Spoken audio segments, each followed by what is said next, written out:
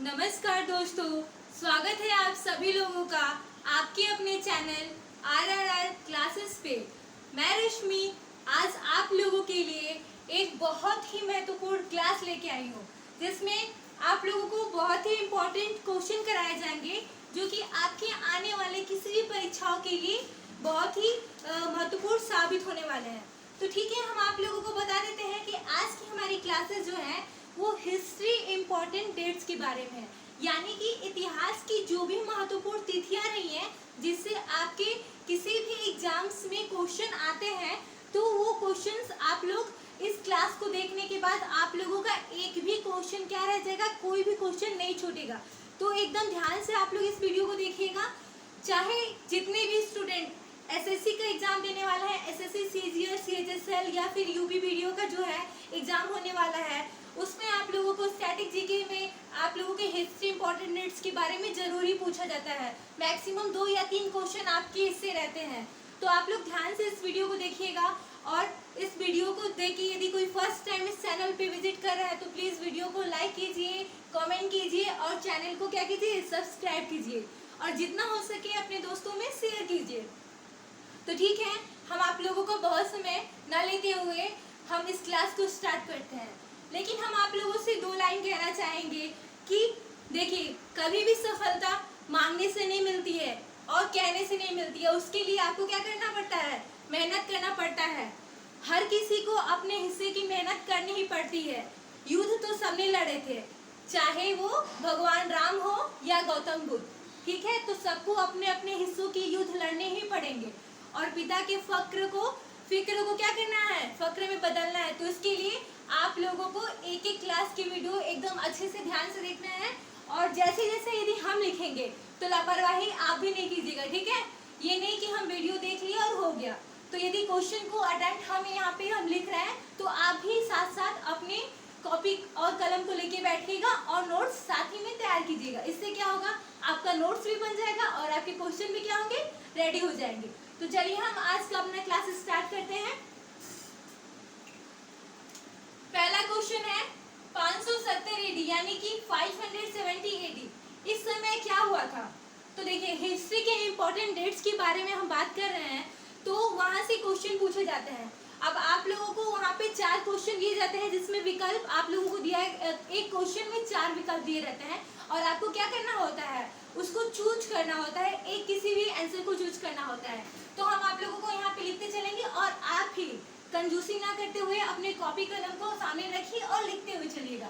तो 570 एडी में क्या हुआ था, मोहम्मद साहब का जन्म हुआ था, यानी कि 570 एडी में क्या हुआ था, मोहम्मद साहब का जन्म हुआ था, ठीक है।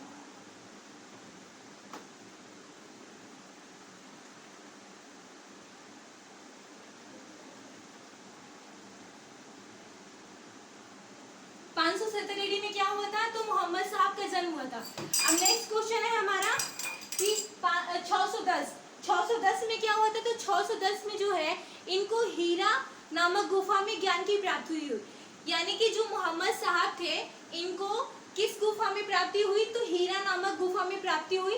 और किस सन में, तो 610 एडी, यानी कि यहाँ पे इनको क्या हुई, हीरा नामक गुफा था। कौन सा गुफा था, तो हीरा नामक गुफा, ठीक है। हीरा नामक गुफा में क्या हुई, तो इनको ज्ञान की प्राप्ति हुई थी। नेक्स्ट क्वेश्चन आप लोगों का है कि 632 यानी कि 632 ईसा पूर्व में क्या हुआ। तो जो मोहम्मद साहब थे इनकी मृत्यु हुई, यानी कि 632 ईसा पूर्व में मोहम्मद साहब की क्या हुई, इनकी मृत्यु हो गई थी, ठीक है। किसकी मृत्यु हुई, तो 632 ईसा पूर्व में मोहम्मद साहब की मृत्यु हो गई थी। नेक्स्ट क्वेश्चन हमारा बनता है कि नेक्स्ट आपका है 326 में क्या हुआ था, तो हाइडेस्पिस का युद्ध हुआ था। आप देखेंगे कि हाइडेस्पिस के युद्ध को बहुत सारे नामों से जाना जाता है, यानी कि जो हाइडेस्पिस का युद्ध है इसे वितस्ता का युद्ध या झेलम के युद्ध से भी जाना जाता है। आपके क्वेश्चन में जरूरी नहीं है कि ये हाइडेस्पिस का युद्ध पूछा जाएगा, हो सकता है कि वितस्ता का भी युद्ध पूछा जाए या फिर हो सकता है कि इसे झेलम का युद्ध पूछा जाए। तो ठीक है, आप लोग इसको अलग अलग नामों से भी जानते हैं। तो आप लोग देखेंगे कि 326 में हाइडेस्पीस का युद्ध हुआ था, इसे हम लोग किस नाम से जानते हैं? तो वितस्ता के नाम से जानते हैं, वितस्ता के युद्ध के नाम से जानेंगे, वितस्ता। दूसरा कौन सा है? तो झेलम के युद्ध के नाम से जानते हैं, ठीक है।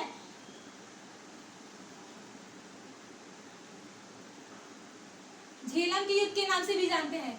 अब ये युद्ध हुआ किसके बीच था? तो ये युद्ध जो है वो सिकंदर और पोरस के मध्य लड़ा गया था। यानी कि जो वितस्ता का युद्ध है या झेलम का युद्ध है वो सिकंदर और पोरस के मध्य लड़ा गया था। किसके मध्य लड़ा गया था? तो सिकंदर और पोरस के मध्य। वितस्ता का जो युद्ध है ये सिकंदर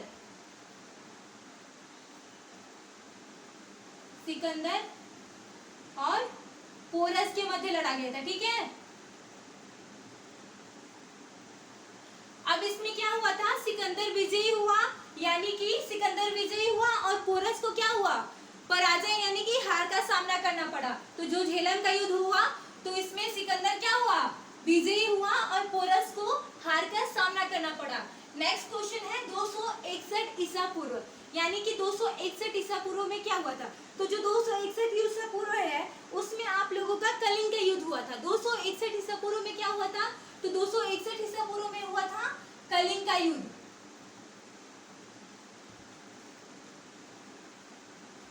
कलिंग का युद्ध 261 में हुआ था कलिंग का युद्ध। अब आपसे हम पूछना चाहेंगे कि कलिंग कहाँ है? तो ठीक है, हम भी बता देते हैं कि कलिंग जो है वो आपके उड़ीसा राज्य में पड़ता है। यानी कि जो कलिंग है वो आपके किस राज्य में पड़ता है? तो कलिंग जो है वो उड़ीसा राज्य में पड़ता है। यहाँ आप लोग एक एक क्वेश्चन को ध्यान से देखिएगा और ध्यान से समझिएगा, क्योंकि ये क्वेश्चन जो है आप लोगों के लिए बहुत ही महत्वपूर्ण होने वाले हैं। जो भी आगामी परीक्षाएं होने वाली हैं वहाँ पे पूछा जाता है। और हिस्ट्री के इंपॉर्टेंट डेट्स तो बहुत ही पूछे जाते हैं। आप देखते ही हैं कि किनके मध्य लड़ा गया, कहाँ लड़ा गया और किस सन में लड़ा गया, ये बहुत ही जरूरी होता है। तो आप लोग इसको ध्यान से देखते हुए चलिएगा।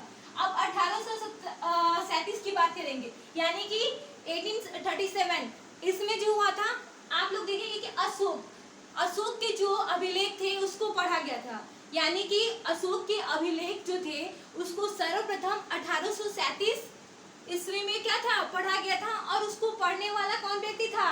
जेम्स प्रिसेप जो थे वो अशोक के अभिलेखों को सर्वप्रथम क्या किए थे? पढ़े थे। यानी जेम्स प्रिसेप ने अशोक के अभिलेखों को सर्वप्रथम पढ़ा था। नेक्स्ट क्वेश्चन है 712 में देखिए फर्स्ट यानी कि पहली बार आक्रमण जो हुआ था आपके इंडिया पे, आपके देश पे प्रथम बार जो आक्रमण हुआ था वो मुस्लिम, कौन सा आक्रमण था? तो अरबों ने आक्रमण किया था। पहली बार इंडिया पे जो आक्रमण हुआ वो 712 में हुआ था। और किसने किया था? तो आपका जो था वो अरबी आक्रमणकारी था। कौन था? 712 में जो आक्रमण हुआ वो कौन सा आक्रमणकारी था? तो अरबी आक्रमणकारी था।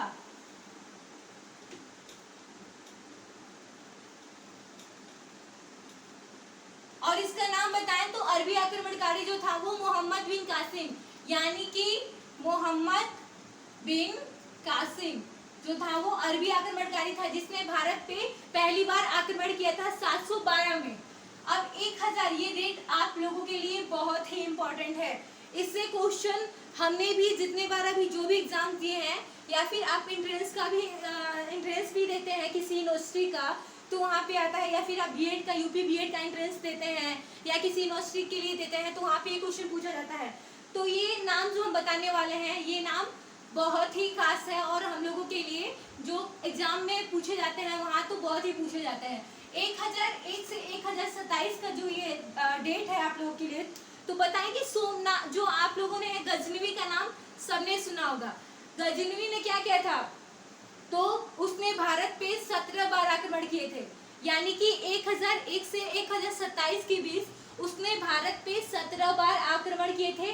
और उसका सबसे प्रमुख आक्रमण क्या था? यानी कि गजनवी ने भारत पर आक्रमण किया था। गजनवी ने कितने बार आक्रमण किया था? तो 17 बार भारत पर आक्रमण किया था और उसका सबसे प्रसिद्ध आक्रमण जो था वो कौन सा था, तो सोमनाथ मंदिर पे। जो प्रसिद्ध आक्रमण जो था वो किस मंदिर पे था, सोमनाथ मंदिर पे। तो महमूद जो मोहम्मद गजनवी का जो था आक्रमण, वो 17वीं बार जो आक्रमण किया था उसमें सबसे प्रसिद्ध आक्रमण सोमनाथ मंदिर पे। और कब किया था सोमनाथ मंदिर पे, तो 1025 ईस्वी में। 1025 ईस्वी में उसने सोमनाथ मंदिर पर आक्रमण किया था। नेक्स्ट है 1191। अब हम बताते हैं तो एक डेट आप लोग और यहाँ पे ऐड कर लीजिएगा, 1030। तो मोहम्मद जो गजनवी थी इसकी मृत्यु क्या कब हुई थी, तो 1030 में, यानी कि इसकी जो गजनवी की मृत्यु हुई थी वो 1030 में इसकी क्या हो गई, मृत्यु हो गई। नेक्स्ट क्वेश्चन है 1191। तो ये तीन डेट जो ये दिया गया है 1191, 1192 और 1194। तो इसके बारे में पहले आप लोगों को बता दे रहे हैं। तो 1191 का जो डेट है ये आपके तराइन का प्रथम युद्ध, यानी कि तराइन की जो लड़ाई हुई थी उसके बारे में है। 1192 के बारे में हम बात करें तो ये जो 1192 ये ईस्वी है, ये सन है, इसमें तराइन का जो था वो द्वितीय युद्ध लड़ा गया था और 1194 में चंदावर का युद्ध लड़ा गया था। ठीक है, तो इसके हम बारे में जानते हैं कि ये किन के मध्य लड़ा गया था। तो 1191 में जो तराइन का युद्ध था, तराइन का युद्ध, ये आप लोग देख सकते हैं कि ये इम्पोर्टेंट क्वेश्चन कितने हैं और इससे क्वेश्चन पूछे ही जाते हैं। तो आप लोग इस वीडियो को ध्यान से देखिएगा। तराइन का युद्ध जो है वो किनके मध्य लड़ा गया था, तो जो तराइन का युद्ध है वो आपके एक मिनट, तराइन का प्रथम युद्ध है ये, और ये जो है तराइन का द्वितीय युद्ध है।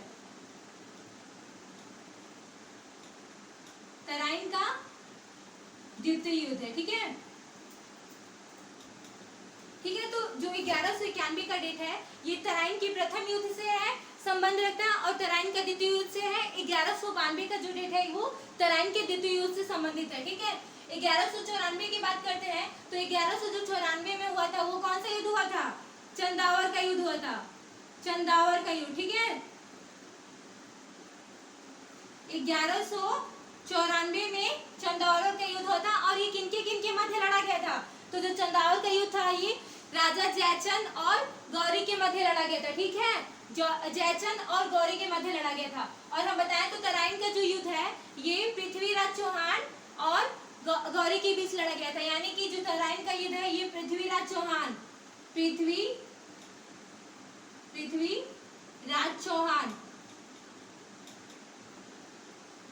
पृथ्वीराज चौहान और गौरी, ये नाम आप लोगों ने सुना ही होगा। तो जो तराइन के प्रथम युद्ध में पृथ्वीराज चौहान की क्या होती है, जीत होती है और गौरी को क्या होता है, हार का सामना करना पड़ता है। और वहीं तराइन का जो द्वितीय युद्ध होता है इसमें तो प्रथम युद्ध में पृथ्वीराज चौहान की जीत होती है और गौरी का क्या करना पड़ता है, हार का सामना करना पड़ता है। और जो दूसरा युद्ध है तराइन का द्वितीय युद्ध है इसमें पृथ्वीराज चौहान को क्या करना पड़ता है, हार का सामना होता है। और इसमें कौन होता है, द्वितीय युद्ध में कौन होता है, गौरी क्या होता है, विजयी होता है। जो गौरी है वो विजयी होता है और पृथ्वीराज चौहान को हार का सामना करना पड़ता है। ठीक है, नेक्स्ट है 1194, यानी कि 1194 जो है 1194 में चंदावर का युद्ध हुआ था और ये राजा जयचंद और गौरी के मध्य लड़ा गया था। ठीक है, चंदावर का युद्ध जो है वो जयचंद और गौरी, जयचंद और गौरी के मध्य क्या हुआ था, लड़ा गया था। तो ठीक है, अब हम नेक्स्ट क्वेश्चन की ओर चलते हैं। तो नेक्स्ट जो आपका डेट है वो है 1206 से 1526। ये डेट आप लोग ध्यान से देखिएगा कि इसमें किसका शासन चला था, यानी कि किन राजाओं ने इसमें राज्य किया था। यानी कि जो 1206 से 1526 का जो डेट है इसमें क्या हुआ था, दिल्ली सल्तनत, यानी कि दिल्ली सल्तनत का ये काल रहा है। 1206 से 1526 की दिल्ली सल्तनत का काल रहा है। किसका काल रहा है, तो दिल्ली सल्तनत का काल रहा है। अब दिल्ली सल्तनत में कितने राजाओं ने राज किए थे, किनका किस वंश का शासन यहाँ पे रहा, तो आप लोग देखेंगे। तो यहाँ पे आप लोग के लिए टिक है GKTSL। इस टिक से आप जो दिल्ली सल्तनत के शासक रहे हैं वहाँ पे किन वंश ने अपना शासन चलाया है तो उसके बारे में आप ध्यान दे सकते हैं। तो पहला तो आपका क्वेश्चन हो गया 1206 से 1526 तक, तो दिल्ली सल्तनत का ये काल रहा है। और ये टिक GKTSL आप लोग यहाँ से ध्यान दे सकते हैं कि जी से क्या हुआ, गुलाम वंश,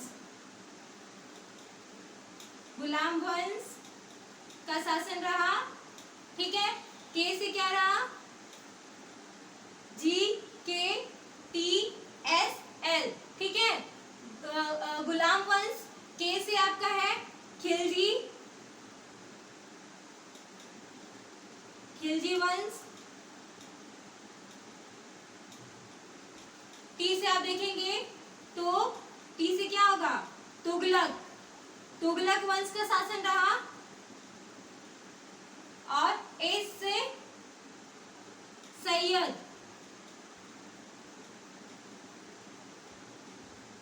सैयद। और एल से लोधी, लोधी वंश। ये आप लोगों ने पढ़ा होगा और नहीं पढ़े होंगे तो यहाँ पे आप लोग पढ़ लीजिए। ये टिक बहुत ही आसान है, सिर्फ आप ये टिक को देख लेंगे यानी कि GKTSL। तो यहाँ से आपको दिल्ली सल्तनत पे किन राजाओं ने अपना शासन किया था या फिर किसका शासन चला था, तो आपको दिल्ली सल्तनत के बारे में एक टिक से पूरा आपको समझ में आ जाएगा। यानी कि गुलाम वंश का शासन रहा, खिलजी वंश का रहा, तुगलक वंश का रहा, सैयद वंश का रहा और लोधी वंश का रहा, ठीक है। तो यहाँ से आपका दिल्ली सल्तनत 1526 ईस्वी में दिल्ली सल्तनत की यहाँ से समाप्ति हो जाती है। नेक्स्ट है तो 1526 से 1857। देखिए भारत पे यदि सबसे ज्यादा टाइम तक किसी का शासन रहा है तो किसका रहा, आप सभी लोग जानते हैं कि मुगल वंश का शासन यहाँ पे काफी समय तक चला था, यानी कि मुगलों ने भारत पे बहुत समय तक राज्य किया था। तो जो 1526 है, 1526 से 1857 का ये समय किसका रहा, तो ये मुगल वंश का रहा है।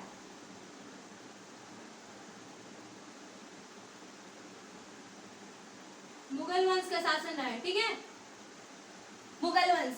अब आपसे हम पूछेंगे कि मुगल वंश की के संस्थापक कौन है, यानी कि इस जो वंश है मुगल वंश, इसकी स्थापना किसने की थी, यानी कि इसके संस्थापक कौन थे। भारत में जो मुगल वंश का इतने दिन तक चला उसके संस्थापक कौन रहे, तो मुगल वंश के संस्थापक कौन रहे, बाबर थे। यानी कि बाबर ने मुगल वंश की नींव डाली थी भारत में, हमारे देश में बाबर ही जो था उसी ने अपने साम्राज्य को स्थापित किया था।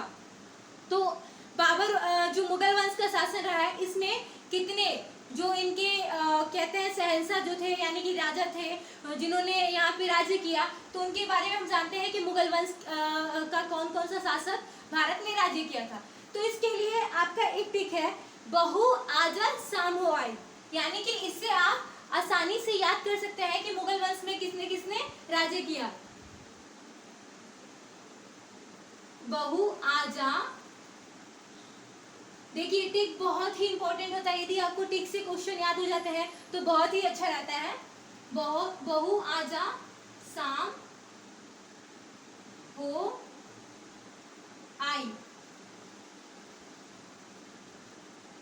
अब आप देखेंगे कि बहु यानी कि ब से आपका क्या होता है बाबर, बाबर, ठीक है। ह से हुमायूं, हुमायूं, हुमायूं। अ से है आपका अकबर, अकबर। ज से जहांगीर,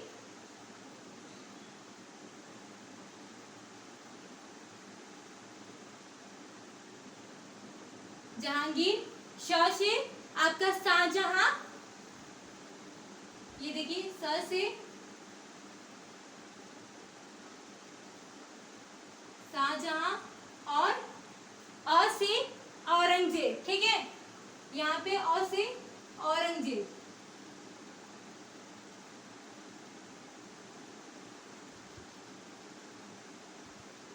ठीक है, तो आप आप ध्यान देंगे कि मुगल वंश की जो स्थापना हुई थी वो कब हुई थी, तो 1526 ईस्वी में हुई थी। एक क्वेश्चन आपका ये बनता है दूसरा कि मुगल वंश की स्थापना किसने की थी, तो मुगल वंश की स्थापना बाबर ने किया था। ठीक है, अब इस डेट से आप ध्यान से दे सकते हैं कि मुगल वंश की स्थापना बाबर ने की थी और इसके संस्थापक कौन रहे, बाबर रहे, और किस सन में की थी, तो 1526 ईस्वी में किया था मुगल वंश की स्थापना।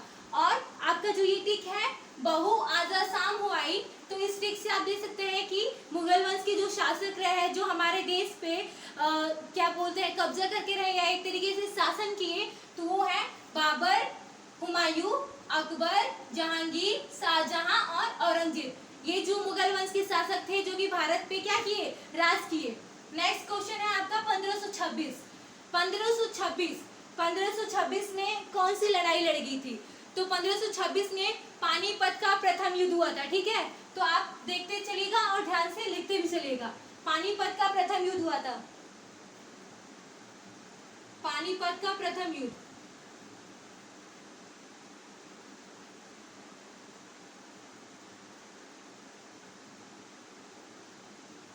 पानीपत का प्रथम युद्ध 1526 में हुआ था। ठीक है, 1527 में कौन सा युद्ध हुआ था, तो खानवा का युद्ध हुआ था।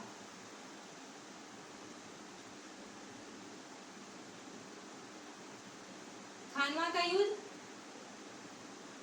हुआ था 1527 में। 1528 में हुआ था चंदेरी का युद्ध।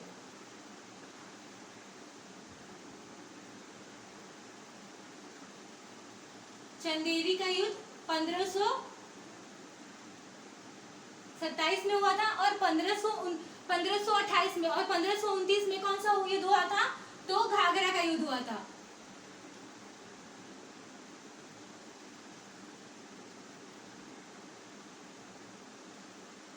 देखिए 1526 में जो युद्ध हुआ था, तो 1526 में पानीपत का युद्ध हुआ था, 1527 में खानवा का युद्ध हुआ था, 1528 में चंदेरी का और 1529 में घाघरा का युद्ध हुआ था। तो आप देखेंगे कि किन के मध्य लड़ा गया।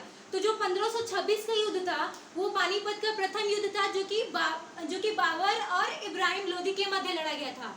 ठीक है, आप एक चीज ध्यान देखिएगा कि जो ये चारों युद्ध हुए हैं, पानीपत का प्रथम युद्ध, खानवा का युद्ध, चंदेरी का युद्ध या घाघरा का युद्ध, ये चारों युद्ध में कौन विजयी रहा, तो बाबर ही विजयी रहा। 1526, 27, 28 और 29 ये चारों युद्ध में बाबर विजयी रहा था। तो जो पानीपत का प्रथम युद्ध हुआ ये इब्राहिम लोदी और बाबर के मध्य लड़ा गया था, जिसमें क्या था, बाबर विजयी रहा। 1527 का जो युद्ध है वो खानवा का युद्ध है और ये महाराणा सांगा और बाबर के मध्य लड़ा गया था, जिसमें क्या था, इसमें भी इस युद्ध में भी बाबर विजयी रहा।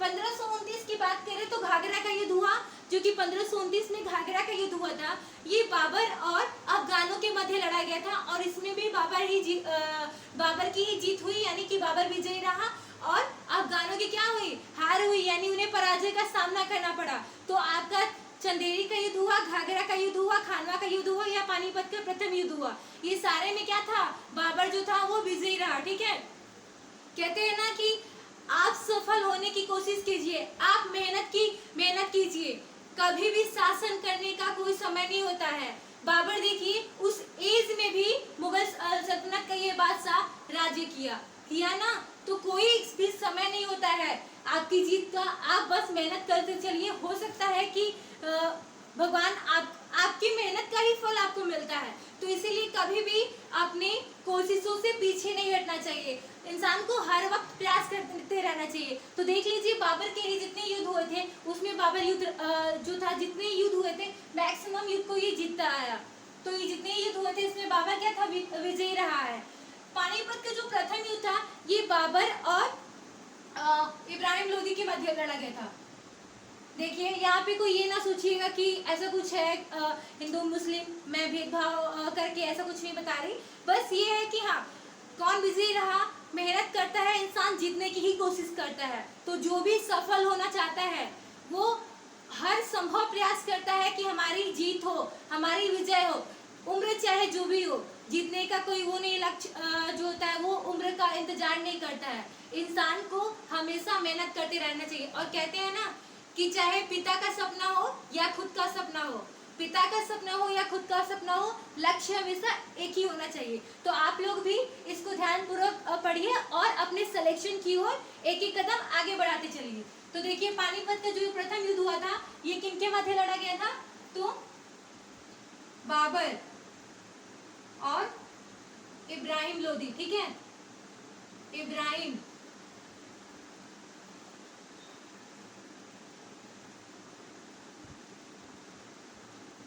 लोधी के मध्य लड़ा गया था। खानवा का जो युद्ध हुआ था, ये महाराणा सांगा और बाबर के मध्य लड़ा गया था।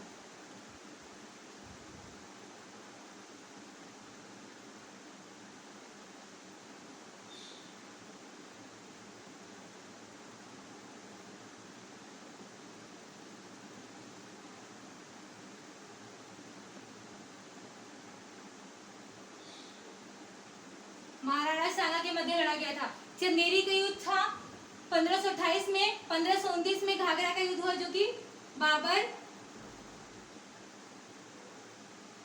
और अफगानों, यानी कि बाबर और अफगानों के मध्य ये लड़ा जाने वाला युद्ध था। 1530 में क्या हुआ? बाबर की मृत्यु हो गई। ठीक है, 1530 में बाबर की मृत्यु हो गई, यानी कि बाबर की मृत्यु। आप लोग भी हमारे साथ साथ लिखते हुए चलिएगा, इसको नोट करते हुए चलिएगा। ठीक है, तो जो बाबर की अब हम बात करते हैं, तो बाबर की आत्मकथा के बारे में जान जाते हैं। तो बाबर की जो आत्मकथा क्या थी? बाबर की आत्मकथा के बारे में बात करते हैं। तो बाबर की जो आत्मकथा थी, आत्मकथा वो क्या थी? बाबरनामा। बाबरनामा, बाबर की जो आत्मकथा थी वो क्या थी? बाबरनामा थी। तो बाबरनामा, ये जो आत्मकथा है, ये बाबर ने स्वयं से ही लिखी थी। तो बाबर की जो आत्मकथा थी, ये क्या थी? बाबरनामा, और इसे बाबर ने खुद से ही, यानी कि स्वयं से ही लिखा था। 1539 की बात करते हैं, 1540 की बात। तो 1539 में क्या हुआ था? चौसा का युद्ध लड़ा गया था। ठीक है, 1539 में चौसा का युद्ध लड़ा गया था। और 1540 में बेलग्राम का युद्ध, जिसे कन्नौज के युद्ध के नाम से भी जानते हैं। 1539 में क्या हुआ था? चौसा का युद्ध। चौसा का युद्ध हुआ था। 1540 में बेलग्राम का युद्ध हुआ था।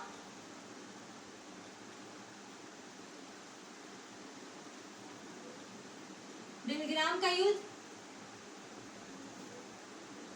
जिसे और किसी नाम से जानते हैं, तो हाँ, इसे कन्नौज के युद्ध के नाम से भी जानते हैं। तो चौसा का युद्ध जो हुआ था और बेलग्राम का युद्ध, ये शेर शाह सूरी और हुमायूं के मध्य लड़ा गया था। यानी कि जो चौसा का युद्ध और बेलग्राम का युद्ध हुआ था, ये शेर शाह सूरी और हुमायूं के मध्य लड़ा गया था। और दोनों ही युद्ध में क्या था? शेर शाह सूरी विजयी रहा और हुमायूं को पराजय का सामना करना पड़ा, यानी कि उनकी पराजय हुई, उनको हार का सामना करना पड़ा था।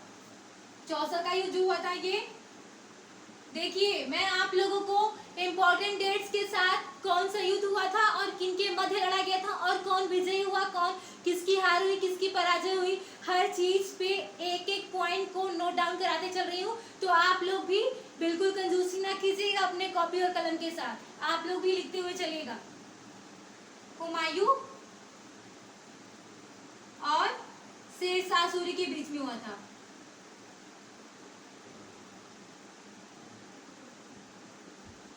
शेर शाह सूरी,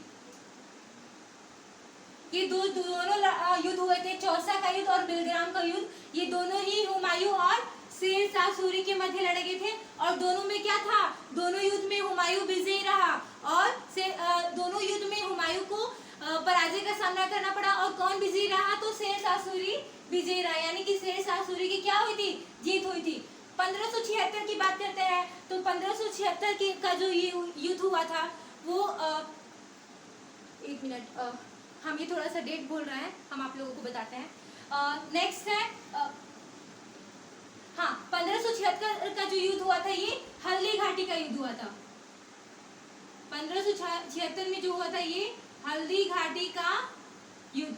ये बहुत ही प्रसिद्ध युद्ध है, ये तो आप लोग जानते ही हैं कि ये जो युद्ध है, ये दोनों ही वीर योद्धाओं के बीच में लड़ा जाने वाला था। एक तरफ अकबर जो कि मुगल सल्तनत का था, मुगल सल्तनत का शासक था, जो कि पूरे भी भारत पे अपना एक तरीके से कहेंगे कि उसका अस्थायित्व तो क्या था, वो अपने आप को पूरे भारत पे उसकी सेना जो थी लमसम कब्जा कर चुकी थी, वो एक तरीके से हिंदुस्तान का शहंशाह बना था। और दूसरी तरफ हमारे वीर योद्धा जो भारत के थे, जिनका नाम हर बच्चा बच्चा जानता है, यानी कि महाराणा प्रताप की बात कर रहे हैं। तो महाराणा प्रताप जो थे, कहते हैं ना कि उन्होंने वो पत्तियों को खा खा के जीवित रहा, या बिना पानी के भी, जैसे भी उन्होंने, उनकी जीवन जो है वो बहुत ही कष्टदायक हो गई। लेकिन उस योद्धा ने कभी भी नतमस्तक नहीं हुआ। वो योद्धा कभी भी एक मुस्लिम शासक के सामने अपना सर नहीं झुकाया।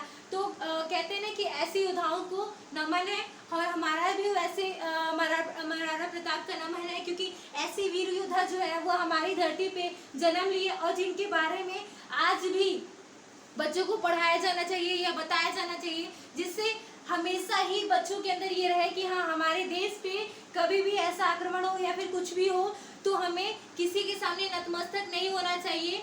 अंतिम दांव तक, यानी कि जब तक आप हो सके आप उसके लिए लड़िए, कोशिश कीजिए जीतने की, लेकिन हार मान के किसी और के सामने नतमस्तक नहीं होना चाहिए। और ये हम लोगों को महाराणा प्रताप जी से बहुत ही अच्छे से उनकी कहानियों को पढ़ के, उनके बारे में सुन के जानने का ये मौका मिला, और सुन के बहुत ही अच्छा लगता है कि हाँ, ऐसे जो वीर योद्धा थे वो भारत की भूमि पे जन्म लिए, और उन्होंने अपना ऐसे कार्य किया, उनके जो जिसकी वजह से लोग काफी अपने आप में एक कहते हैं ना कि गर्व महसूस होता है इस देश को कि हाँ, हमारे यहाँ ऐसे वीर योद्धा का जन्म हुआ था।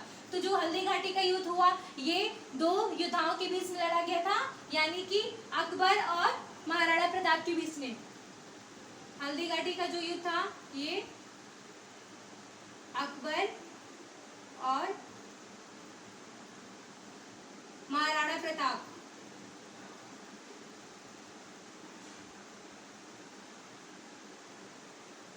महाराणा प्रताप के मध्य लड़ा गया था। 1562, 63 और 64 ये जो डेट है, इसको आप लोग नोट करते चलिएगा। तो 1562, 63 और 64 में देखिए, 1562 में दास प्रथा का अंत हुआ था।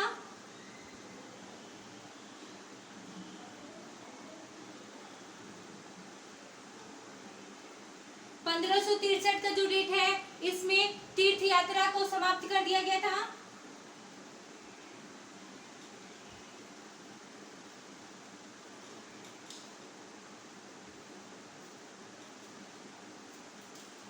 तीर्थ यात्रा की समाप्ति।